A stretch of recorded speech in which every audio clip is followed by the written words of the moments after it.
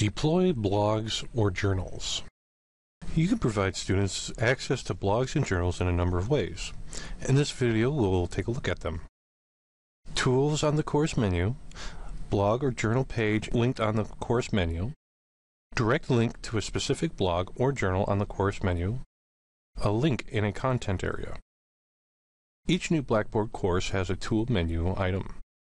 This link contains the primary access point for most of the tools students will use throughout the semester. Students can access both blogs and journals on this page at any time. If you want to avoid adding extra links to your course menu, you could guide the students to the tools area. If you want to limit how and when students access these tools, you can hide the links in the tools page and make them available using one of the other methods we are reviewing in this video. Another method of deploying blogs and journals to students is to provide a link to the blog or journals on the main page, which is known as a tool link. This method will give students one less click when accessing blogs or journals. To add a tool link to the course menu, hover over the plus icon at the top of the course menu to reveal the choice list. Choose Create Tools Link. Type a name in the text box. For example, we are adding a blogs page, so type in blogs. Choose the appropriate tool from the choice list. Click on the checkbox next to Available to Users, then Submit. The students will now have a single click to get to the main blogs page. You can also make a blog or journal link available from the course menu, rather than sending students to a tool's main page where they have to select the blog or journal.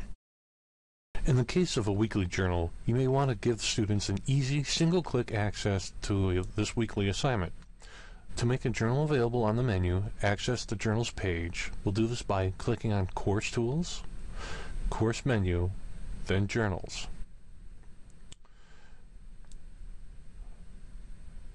On the journal title, Weekly Journal, you would right-click and choose Copy Link or Link Shortcut. For Mac users, hold the Control button and left-click to get the shortcut menu. Now hover over the plus icon at the top of the course menu and click Web Link. Type in Weekly Journal in the name box. Put the cursor in the URL text box and paste the link.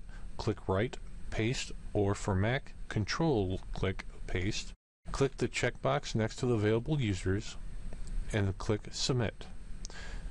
Now users can simply click on the link from the course menu to gain access into their journal. Another option for deploying blogs or journals is to add a link in a content area. For this example, we'll have introducing blogs for students to introduce themselves to their classmates. We're going to add this blog to the Week 1 folder as one of our first assignments. To do this, with edit mode on, when in the content area, click on the folder name, hover over Tools, click Blog. Click the radio button next to Link to a Blog. Choose the blog, in this case Introduction Blogs. Click Next. Type instructions in the text box. If you type instructions in the blog description, copy them prior to adding this link, then paste here. Click Yes next to Available. You may choose to use the date restriction. Be sure to use both Display After and Display Until for it to function. It is also important to use the calendar and clock icons to set the date and time. Typing them in manually will generate an error. For this blog, we will leave it available for the entire semester, so we'll use the date restrictions. Click Submit. A link is now in the Week 1 folder, so students don't have to locate the correct one from the blog's page.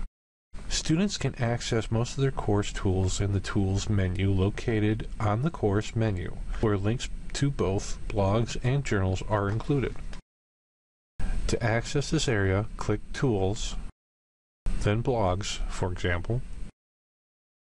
All of the blogs created for the course will be listed on this page, if they have been made available.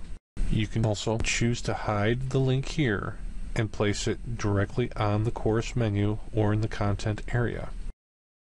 The course menu is another area where you can provide a link to the blog or journal page, or to a specific journal or blog.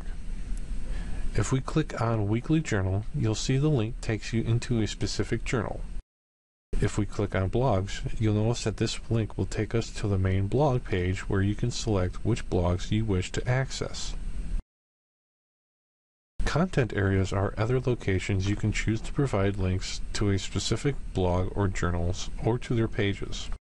For example, you could set up your course in a module format which each week it has its own folder of activities, including blog or journal for that week.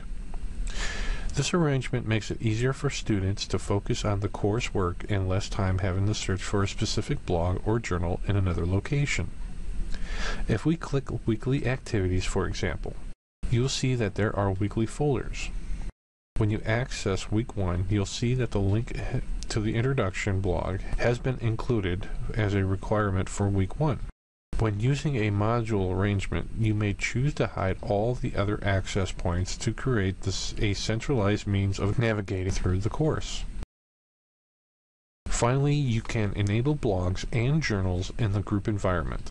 This means when a group is created, you can choose to enable the blogs or the journal tools for a group of students to use in their group work.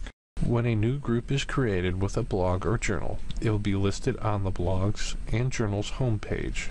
For an example, if we create a volunteer project group with journals we're enable. If we visit the journal's main page, we will see that the volunteer journal for the group we just created. Students access the journal by going to My Groups, where the journal will be listed rather than in the journal's page.